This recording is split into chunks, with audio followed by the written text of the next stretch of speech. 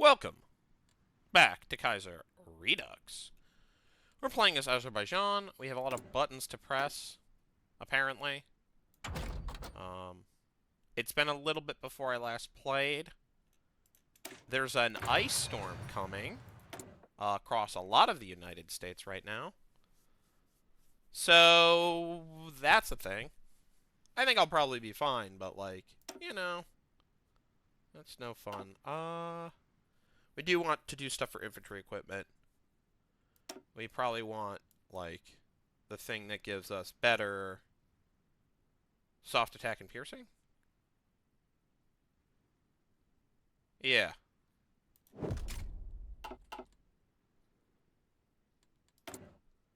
And we have 150, which means we can do stuff like industrial concerns, I guess. Which means, let's see. Reduced energy consumption? I haven't even really thought about that. We apparently do not have any coal. And it's not a problem. Has that been an issue? Is this a thing that I should have been worried about that I didn't? No? No, nothing? Okay. I could rally public support. That might actually be in our best interest. Let's rally public support. I'm not sure if that's a good idea, but we're going to do it. German ordnance plant investments. Look at us go. Okay, lots of stuff we can do. But I think we probably should focus on economy. Better Dalmir. More, there we go, research slot.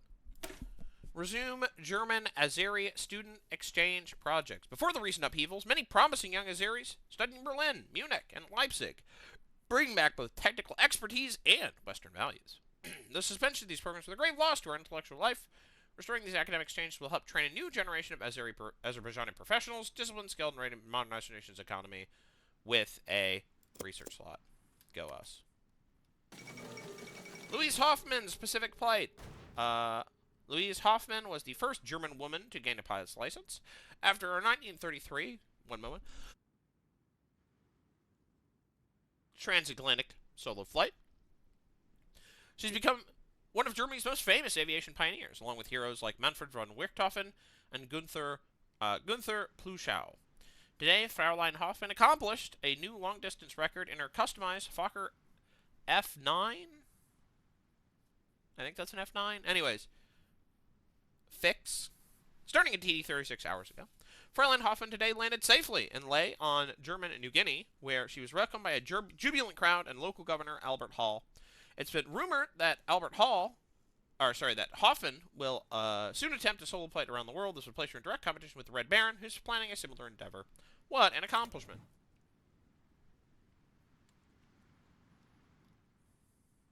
Anyways, the Soviets. Hunan Click has joined the Northern Sea League. Okay. We also have planes now. 50 basic small airplanes. Which... they have air attack. Good for them. Yeah, having airplanes at all will put us in advantage over people who we fight who don't have any airplanes. We will need to research airplanes in order to be able to replace them. But the fall of Batavia. Today it was announced that Batavia, the center of the Dutch East Indies, has fallen. The city has been under control of the Dutch since 1619, rising to become the jewel of the Dutch Empire in the region. In a proclamation from the Paleis de Koningsplein, the Dutch East Indian general in charge of the occupation attempted to reassure the local population, promising that no harm would come to them. With the fall of Batavia, the ability of the Dutch East Indies to maintain control of Java and the other islands has suffered a severe blow. It seems like it's still under control, but whatever. Perhaps prudently, only time will tell if the colonial forces are able to rally and regain control. The East Indies shall have a new master. Except, no, they won't. Oh my gosh. The mosque renovation controversy. In Shirvan, the renovation of a historic mosque has sparked heated debate. Some conservative groups demand full state funding and traditional ceremonies, while reformist deputies suggest integrating civic schools and cultural programs with the restoration project. We're gonna approve. We could approve state supervision, or we could hand the project over to religious councils for full oversight. I think we probably should approve state supervision to reduce the population of authoritarian democracy. The last frontier breaks free. Is this a game where we had an independent New York? The answer is no. After decades of struggling along... Well, actually, I don't know if it's happened yet.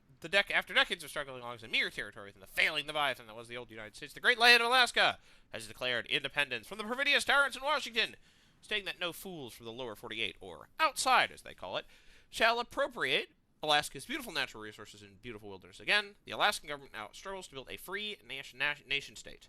However, with the monopolistic capitalists in the Alaska Syndicate, the socialist and progressive of James Wickersham, the democratic forces of the Alaska legislature, and even newly arriving waves of Amerindians... One moment.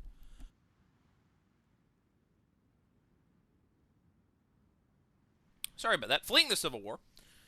And even the Canadian, Japanese, and Russian agents hiding in plain sight all now struggle against each other for power and influence. The final fate of the last frontier and her dash for freedom remains to be seen. Let's see where this true north takes their future. Ah, independent Alaska. It doesn't make a whole ton of sense, but whatever. Who cares?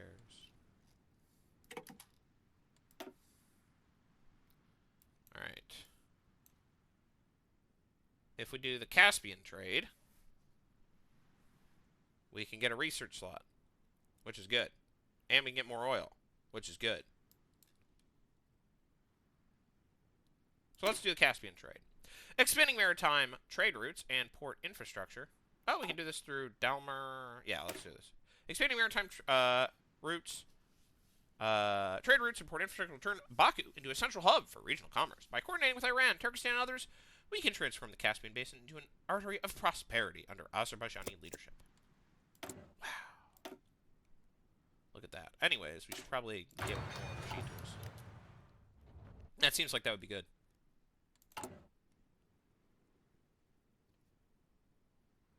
That would give us less Radsock and RIP Russian Soviet Republic.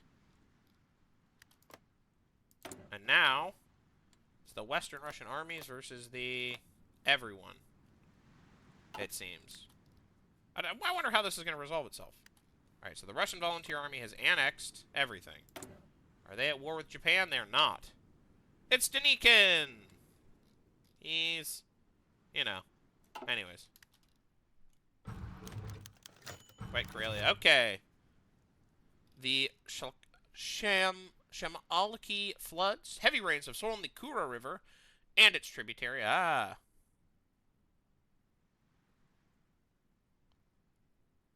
The Kura River and its tributaries flooding the lowlands around Shamaki. Dozens of villages are underwater, roads washed out, and livestock lost. Provincial officials struggle to coordinate relief. And panic is spreading among displaced peasants. In Baku, the Maljis Mabusan debates emergency relief funding. Musavat deputies emphasize central authority and rapid reconstruction, while Erhar calls for direct aid to peasant councils and cooperatives. Channel funds to peasants and councils and cooperatives. Or send government engineers to rebuild immediately. We could... Let's see. The social liberals are Erhar.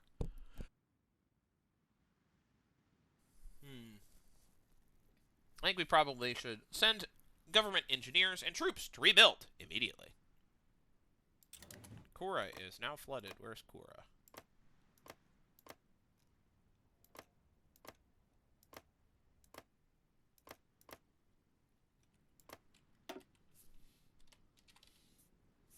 Not Kira. Kura. There we go. Oh, this thing. That's like a micro-province. Anyways, random. The Second American Civil War begins. For years, America has been in chaos, but now was the final straw. America has erupted into a crisis not soon to be recovered. Civil War has broken out, the second one in American history. America burns as the American Union State under Huey Long, Bill Haywood's newly established Combined Syndicates of America, William Murray's constitutional American Republic, the remnants of the federal government, the last bastion of democracy in the Pacific States of America, go head-to-head for control over the nation. Each side clamors for recognition and support, millions take up arms to fight their former neighbors. The giant is asleep for good. America will never be destroyed from the outside. If we falter and lose our freedoms, it will be because we destroyed ourselves. No comment as to the ongoing political crisis in the United States in real life at this point regarding that quote. Anyways, Civil War. It's fun for me to watch. Alright, so Caspian trade has been completed. Let's found the Baku State University. Found with great effort and vision, the Baku State University will now stand as the beacon of national progress. The Erhard government will fund its expansion, reform curricula, extend scholarships to the provinces, ensuring that enlightenment and civic virtue reach every corner of Azerbaijan. More research slots is more good. Ooh, we can do buttons to trade with people. Okay, I don't know if it does anything, but you know, they're buttons we can press. So let's trade with a mountainous republic. And let's trade with Iran. Look at that. Look at us go.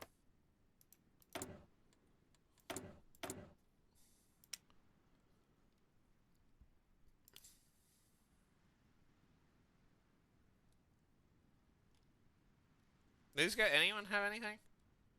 I could get some from the Alash Orda. Maybe I do that. We are going to be trading. Might as well trade. This means slow. Oil field axe out. Great.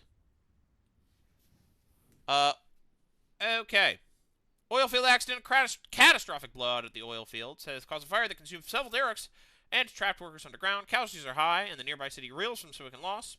Local newspapers are ablaze with criticism of government oversight, while opposition parties seized the opportunity to blame the ruling Musavat, launch a government investigation, promise compensation, provide immediate aid and long-term housing for workers' families, call upon religious organizations and citizens to support the victims. We're going to provide immediate aid and long-term housing for workers' families.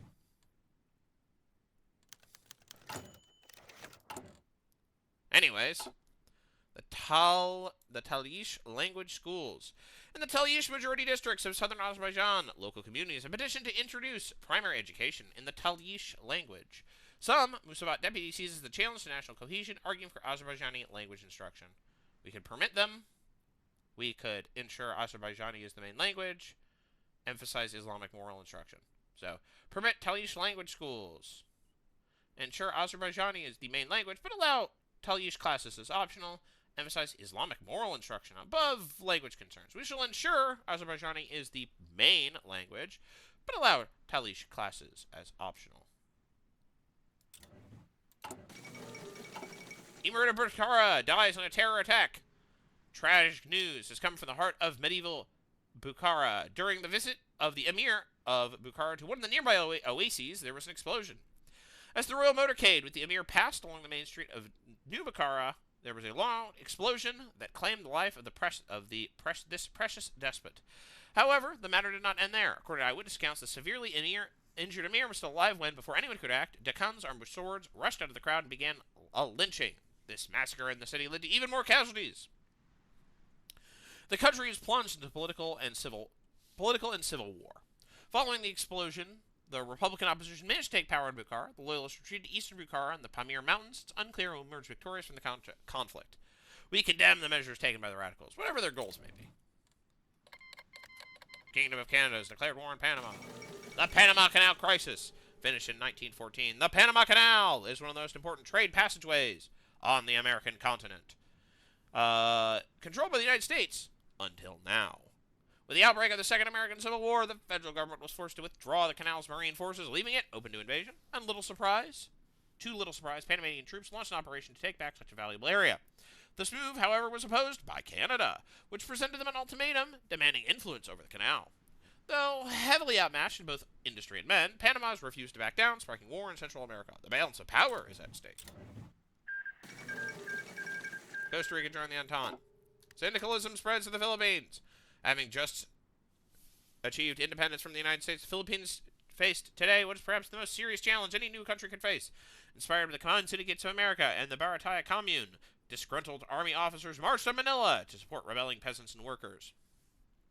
It seems the army support for syndicalism was more widespread than expected, and the army rapidly declared support for the syndicalist movement. Now, with no army outside a few loyalist divisions, and not wanting to see the archipelago descend into another bloody civil war, the government signed power over the syndicalist movement's leader. Even in Asia, liberalism isn't safe. And that's the end of the Philippines. The Socialist Republic of the Philippines declared war. Okay, I guess not. Yeah, because they don't have a focus tree in this one. They declared war on German East Asia. That's an interesting thing that happened. We're founding the Baku State University. Yay! More research. Okay. Don't need that. I might need that.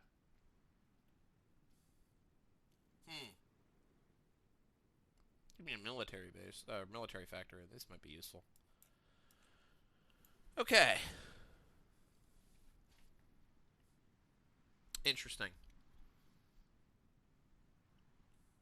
Ooh, iron ore deposits. Develop iron ore deposits.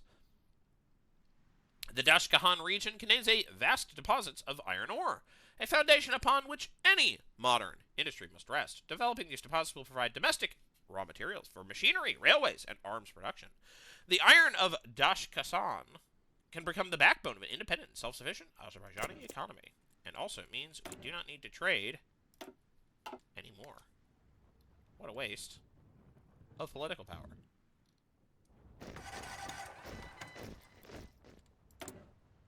Alright, I cannot train any more special forces. I can't really do motorized division. I guess like regular infantry. I'll train for you. I mean, those are not big infantry divisions, but they're like... they're appropriately sized. Alright, we're also gonna do this. Hold up. Hold up. This is this. Yeah, okay.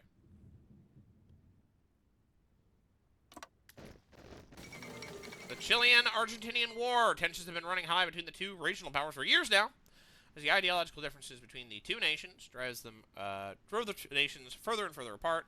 Support by Chile for the FOP in Patagonia and the incapacity of Argentina to quell the rebellion have come to blows as a joint offensive by the Argentinian Army and Armada was met with heavy resistance on the Rio Negro, with Chilean forces opening fire on advancing Argentinian troops. A troubling development. Collins holds on. Michael Collins' tenure as President of Ireland continues with another roaring success in the general elections. Collins has led the country since its independence in 1921, credited with a major role in gaining Ireland's freedom from Britain, with recovering Northern Ireland during the British Revolution. While Collins' popularity has taken a significant dip since Black Monday, with Fine Gael mainly coasting on his popularity, Collins is now secure in his office for his fourth term, winning a smashing victory against his old rival Yaman de Valeria and the reinvigorated Sinn Féin. With Collins' fourth term beginning, the president is set to embark on a series of liberal economic reforms to further invigorate the sluggish Irish economy. More of the same, then. Socialists win Greek civil war. After months of fighting, socialist forces under Greek leader Nikos Zacharidis took control of Athens and declared victory in the civil war. Zacharidis announced that a temporary government would be put in place until the proper Congress of Greek trade unions and workers could be assembled to decide the nation's future. While fighting is still ongoing in many parts of Greece, it appears the direction of the country's future has finally been settled. Interesting. Bolivia declares war on Paraguay. Yep, the fight in the south is spreading. The rising sun. The situation in Japan has been critical ever since the Tsingtao Accords, muddled by numerous economic crises and unrest. Their ineffective response to the German interventions in China led to the collapse of the autocratic Tanaka regime. However, the Empire of the Rising Sun managed to bounce back as a regional power limited to the reaches of East Asia. Today, Japanese leadership has announced a new plan to seize their spot amongst the great powers by force, if deemed necessary. This news has already begun to reach Berlin, with the Kaiser and the Chancellery having yet to respond to this barefaced threat over their colonial holdings. Troubling. We should probably exercise. Illyria has joined the Dono Adriabund. They weren't already in the Dono Adriabund? Anyways. Nicaragua declares war on Honduras. Turkestan Federal Republic declares war on the Emirate of Bukhara. Oh no. More fighting. The 1937 Dutch elections. The Netherlands has traditionally been one of the most politically stable nations in Europe, and the Dutch people have, for years, been entrenched in their own institutional pillars, which have tended to undermine radical tendencies. Due to the economic chaos caused by Netherlands' close ties to Germany and Middle Europe, and the rise of the far-left Red Front and nationalist VNH, the country's political situation is more tense than it has been in many years. The creation of the formidable Left Links electoral pact meant the death knell of the conservative government. However, it quickly collapsed, leading to minority rule. The Social Democratic SDAP party has joined a coalition with the moderate VDP, promising a progressive administration that aims to solve the nation's many crises. The Dutch do love their elections, and we do love ending the episode. I will see you in the next one. Bye-bye.